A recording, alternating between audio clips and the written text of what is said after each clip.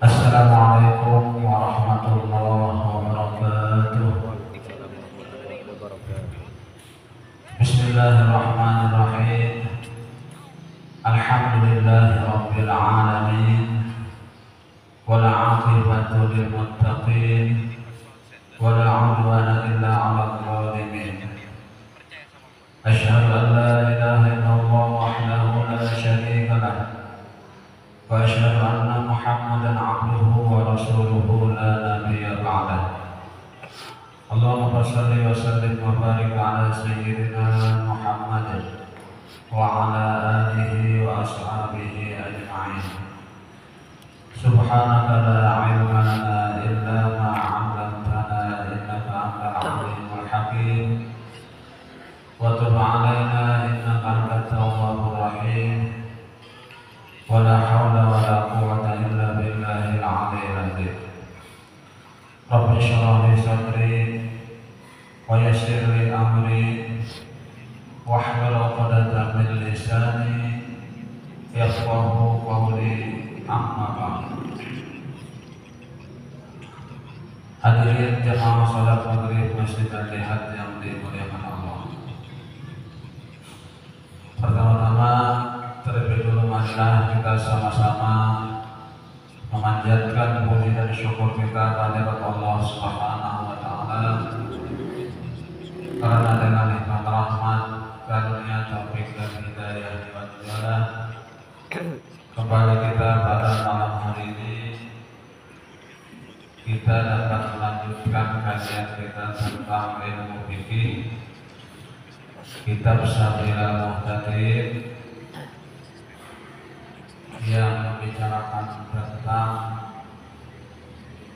bab mikot haji dan umrah.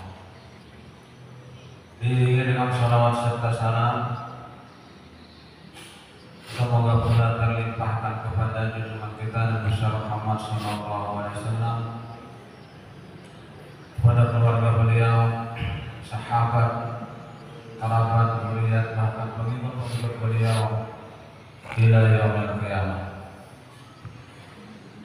Dan marilah kita pula sama-sama berniat atau memperbaharui niat i'tikaf dengan niat nawaitu an a'takifa fi hadzal masjid sunnatan lillahi ta'ala.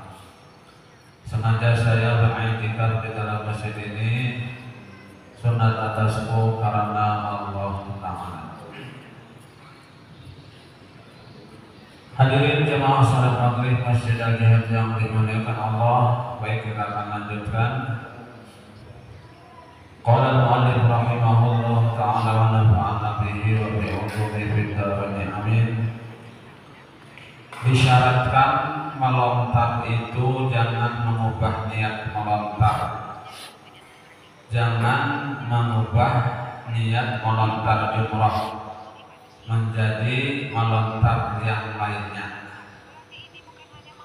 Maka hukum melontar dikiaskan dengan hukum tawaf. Disyaratkan pula bahwa batu yang dipergunakan untuk melontar itu betul-betul jatuh ke dalam jamrah dengan yakin. namun tidak disyaratkan bahwa batu itu tetap berada di dalam jamrah.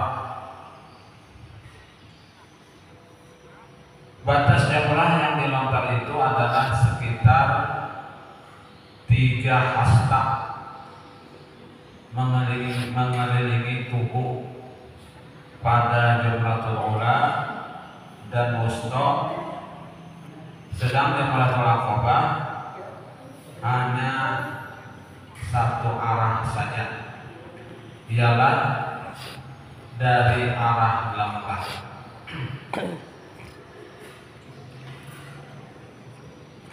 Disyaratkan mengkosot melontar jamrah, dan kalau dikosotkannya melontar yang lain, umpamanya melontar udara atau melontar tubuh yang berdiri di tengah jamrah atau dinding jamrah Aqabah, seperti yang dilakukan oleh orang yang jahil menuju dinding jamrah, maka yang seperti itu tidaklah memadai, pada cukup. Inilah yang diterangkan oleh Ibnu Hajar di dalam kitabnya Syarah Al-Fadhil. Maka cara yang seperti itu tidak memadai. Dan kalau dikosotnya, diniatnya maka diniatkan melontar tubuh sebagai lontaran yang wajib, sekalipun batu lontaran itu jatuh ke dalam jamrah,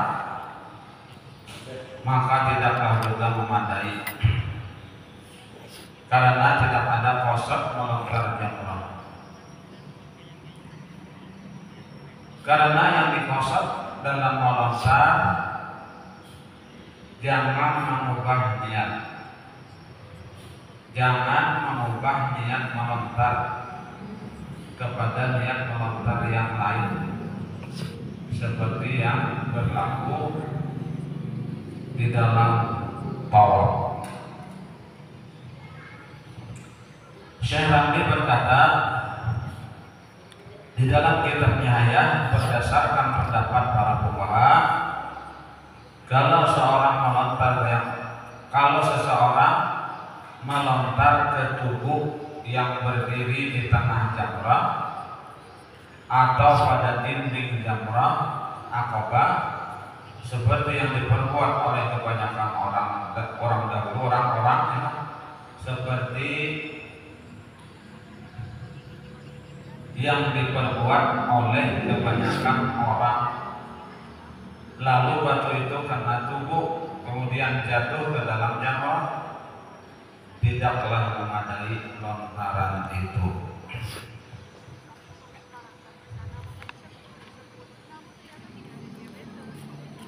Muhibbun Tabrani berkata,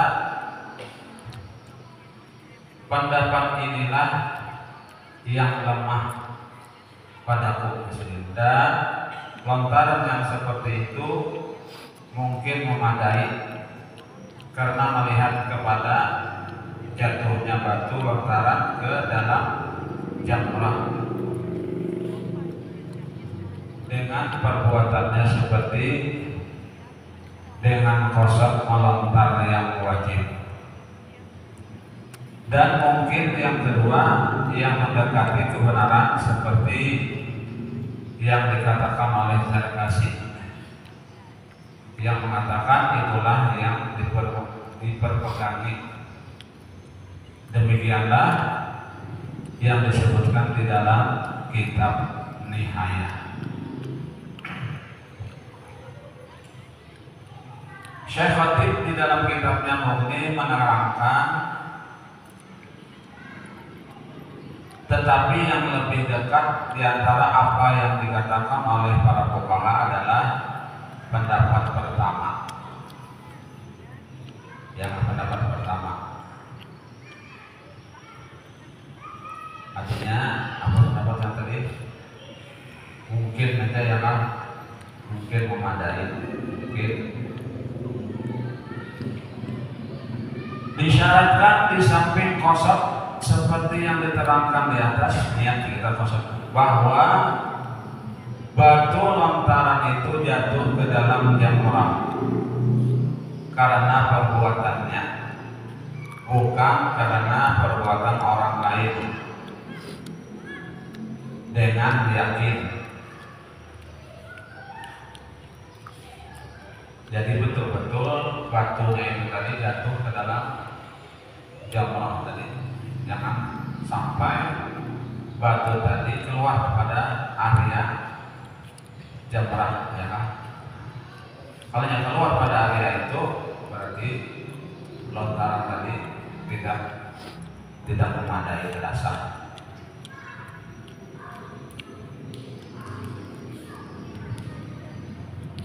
Kalau dikosongkan melontar jamrah, kalau karena sesuatu yang lain, kemudian batu itu jatuh ke dalam jamrah, maka dilihat. Kalau jatuh ke dalam jamrah tidak disebabkan sesuatu yang dikenainya, umpamanya kena batu tubuh yang berdiri di tengah jamrah, kemudian jatuh ke dalam jamrah, atau jatuh ke tanah yang bukan daerah jamrah, kemudian terlempar ke dalam, maka memadailah karena diperoleh keyakinan dalam kosong melontar jamrah dan dengan perbuatannya. Dan juga memadai kalau jatuh batu lontaran ke dalam jamrah karena ditiup angin, karena sukar menyingkirkannya, karena sukar menyingkirkannya. Tetapi kalau batu lontaran itu jatuh ke dalam jamrah disebabkan oleh benda yang dikenainya, sekalipun gerak itu hanya diperkirakan saja. Umpamanya lontaran itu terjatuh ke dalam jamrah dikarenakan kena leher atau mahmal unta, maka yang seperti ini tidak memadai. Disyaratkan hendaklah yang dilontar itu batu, sekalipun batu besi, batu emas, batu perak, virus, yakut, intan, akik, zabarjad, dan zamrud, sekalipun sudah dijadikan mata cincin, kemudian dilontar, maka memadailah lontarannya, sekalipun batu yang dilontar itu berasal dari hasil curian atau rampasan. Nah, jadi memang yang dilontar itu betul-betul batu, ya. Makanya dari kemarin dicatok dulu yang batu itu apabila berbunyi tek tek tek berarti batu.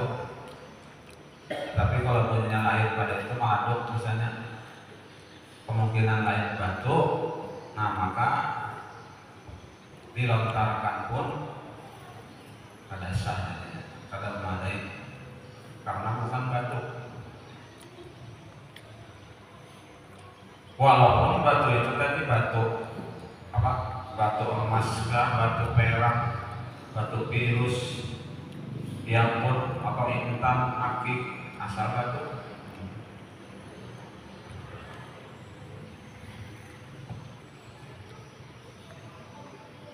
Atau zabarjad ya kan, atau zamrud. Sayang banget zamrud jadi lantaran begitu ya kan, zamrud. Sekalipun sudah dijadikan mata cincin, ya kan? Sudah jadi mata cincin, kemudian dilontarkan, maka memadailah lontarannya, sekalipun batu yang dilontar itu berasal dari hasil curian atau rampasan. Karena haram dilihat dari segi lain yang seperti ini dikiaskan bersolat di tempat rampasan, ya, bersolat di tempat rampasan. Namun haram melontar dengan batu yakut atau yang seumpama batu-batu lain yang berharga kalau lontaran itu sampai memecahkan sehingga harganya berkurang. Yang seperti ini diharapkan karena membuang harta.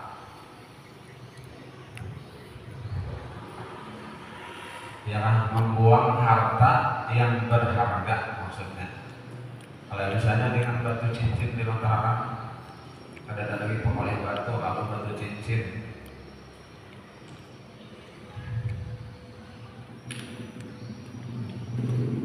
itu diharamkan karena membuang harta yang berharga yang bukan pada tempatnya.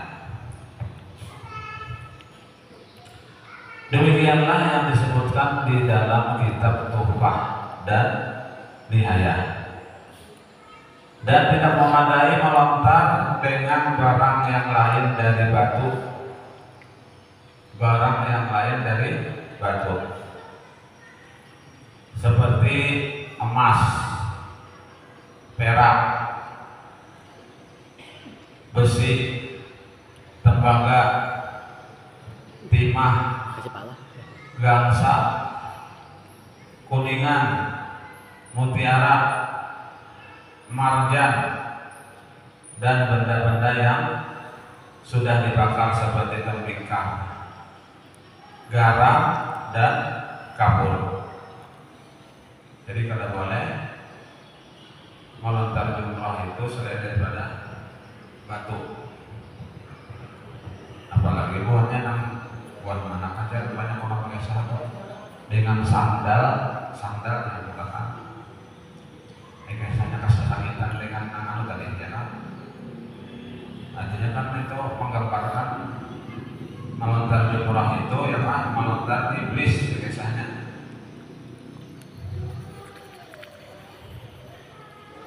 Ya kan, melontar iblis waktu penyembelihan Nabi Ibrahim menyembelih Nabi Ismail, ya Allah, biar diganggu iblis. Kalau iblis itu tadi dilontar, ya kan, dilontar. Ya ampun, gila.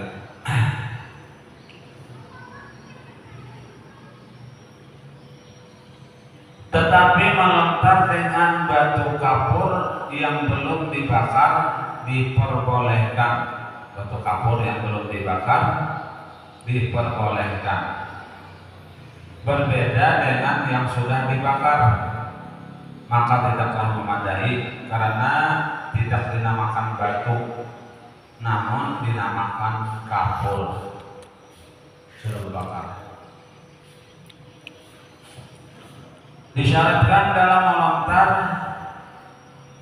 dengan nama melontar, maka tidak dinamai hanya dengan, maka tidak memadai hanya dengan meletakkan batu itu ke jamrah, artinya harus dilontar, ya.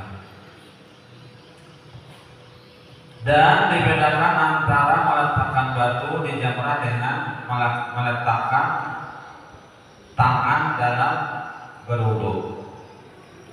Sedang yang seperti itu bukan dinamakan menyapu, dan yang dinamakan menyapu kepala ialah meletakkan sesuatu yang basah ke kepala. Karena itu sudah dianggap memadai dengan meletakkan sesuatu yang basah ke kepala. Namun yang dimaksudkan dengan melontar di sini ialah memerangi setan, ya, memerangi setan dengan mengisyaratkan kepadanya dengan melontar musuh yang diperangi seperti yang diberikan contohnya oleh Nabi SAW waktu ditanya tentang melontar jumroh. Beliau bersabda, Allah Rabbakum tukabbiruna wa millata abikum tattabi'una wa wajha syaitan tarmuna. Artinya, Allah Tuhan kamu, ucapkanlah takbir. Agama bapak kamu maka itulah agama bapak kamu, maka ikutlah. Dan muka syaitan itu lontarlah. Ya. Nah, jadi melontar jumroh itu ialah melontar muka syaitan.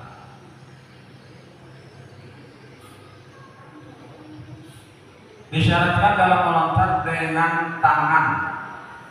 Disyaratkan dalam melontar dengan tangan. Maka tidak memadai dengan sesuatu yang lain, seperti dengan ketapel, ya, atau ketekan atau dengan kaki, atau dengan mulut. Sedang masih mampu melontar dengan tangan, ya, sedang masih mampu melontar dengan tangan. Nah, terkecuali orang yang terdeteksi tangan, misalnya tangan berada kedua-duanya, ya, dengan batis saya melontar dengan kaki.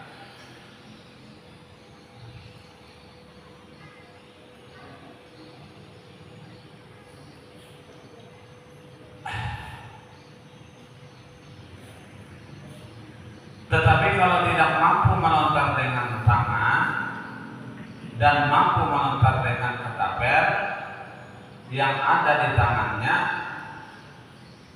dan dengan mulut atau dengan kaki, maka wajib melontar dengan ketapel.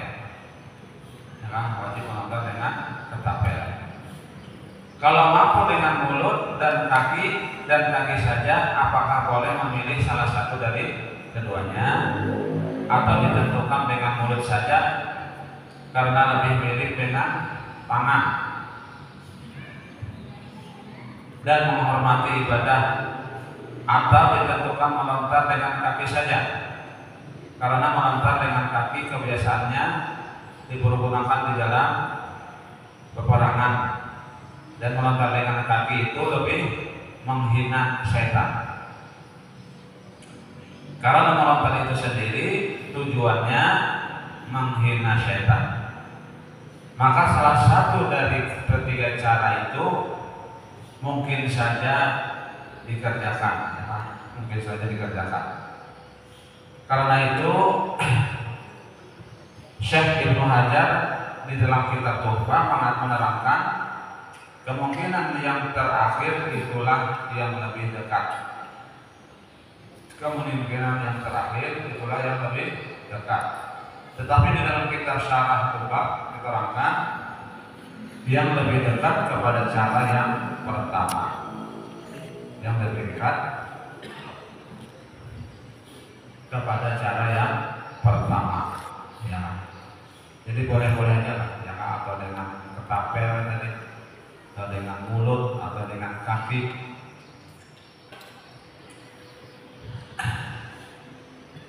Sunat melontar itu sangat banyak, yang diantaranya melontar dengan tangan kanan, ya, melontar dengan tangan kanan, dengan batu yang suci, dengan batu yang suci. Batu yang dipergunakan untuk melontar itu sebesar biji kacang, sebesar biji kacang. Ya, biji kacang kecil sedikit dari ruas jelai dari segi panjang dan lebarnya. Makruh melontar dengan batu yang terlalu besar dan terlalu kecil. Jadi sedang-sedang, ya, nang kayak ukuran kacang tanah kan, asalkan kayak. Makruh melontar dengan batu yang terlalu besar. Kayak gampang misalnya batunya keganalan, ya, terlalu ganang, mesti mantap kamu misalnya. Kejadian sangit, kamu melontar mantul, tangan kelajuan ya, mantap mau orang penyakit orang pulang ya. Dan ketika melontar itu pun hati-hati juga ya kan, jangan sampai melontar atau kena orang. Karena orang masing-masing melontar ya kan. Kamu misalnya seorang manusia orang Indonesia ini rata-rata rendah, ya bermaju kamu tak sedikit ya kan, jangan di belakang melontar. Karena di belakang itu arah tuh tinggi-tinggi orangnya, ya kan? Mesti ya melontar kepala rata malah sakitnya. Kejadian rendah di ya kan, Indonesia kan rendah-rendah dibandingkan dengan orang luar negeri itu tinggi-tinggi ya. Nah jadi melontarnya itu berparak sedikit ya kan, jangan terlalu jauh, jangan di belakangnya melontar. Dan yakin-yakin batunya itu gugur ke dalam ya, dalam apa namanya, dalam jamurah ya.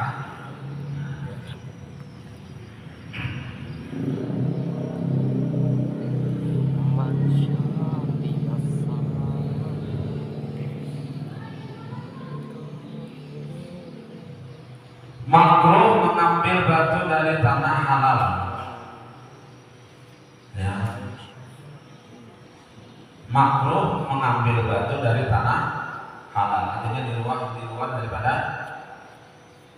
Makkah. Misalnya bersama dari Jeddah, kan misalnya bersama batu di situ, ya kan? Itu di luar tanah haram, itu makruh.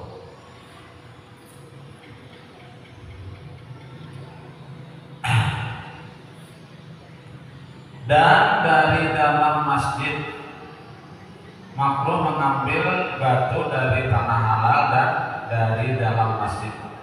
Kalau misalnya dalam masjid ada kerikil-kerikil yang segala macam, diambil batunya di situ makruh juga. Kalau batu itu bukan dari bagian masjid, ya kan? Kalau batu itu bukan dari bagian masjid. Namun kalau termasuk bagian masjid, nah itu hukumnya haram lagi. Haram hukumnya ya kan?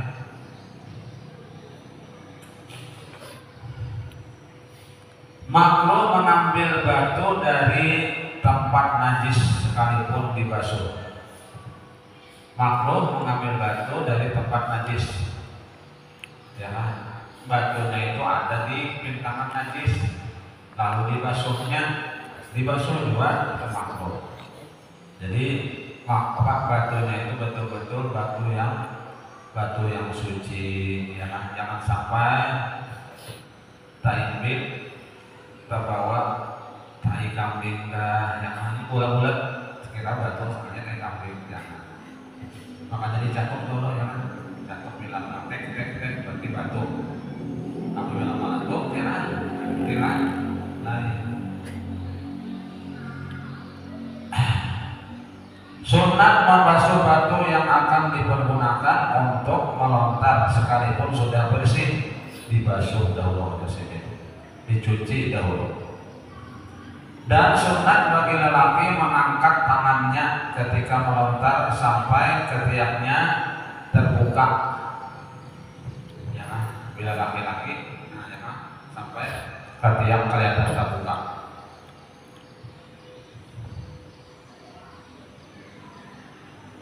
Dan sunat pula menghadap kiblat pada setiap melontar di hari-hari tasyrik. Dan sunat dikala melontar jamrah, ulah dan musta dari tempat yang tertinggi. Dan sunat berhenti di sisi jamratul ula dan musta jauhnya sekira tidak sampai batu lontaran orang kepadanya. Dan lamanya berdiri sekedar membaca surah Al-Baqarah, dan hendaklah membaca doa dan zikir ketika melontar dengan syarat sangat khusyuk. Dan kalau tidak cukup sekedar berdiri, tidak sunat berhenti di jamrah Aqabah karena mengharap agar amalnya diterima Allah Subhanahu wa taala. Kalau sempat berhenti di situ. Kalau sudah selesai ya. Namun kita sampai di sini dulu yang dapat saya sampaikan. Mudah-mudahan ada manfaatnya. Mudah-mudahan saudara mampu disemoga dosa-dosa kita. Amin. Dosa orang tua kita, guru kita, jalan tangga kaum muslimin dan muslimat. Dan mudah-mudahan Allah Subhanahu wa taala mengabulkan segala hajat kita dengan hajat akhirat. Dan mudah-mudahan Allah Subhanahu wa taala mengamankan kita kepada husnul khatimah. Husnul khatimah. Amin amin ya rabbal alamin. Subhanallah wa bihamdihi asyhadu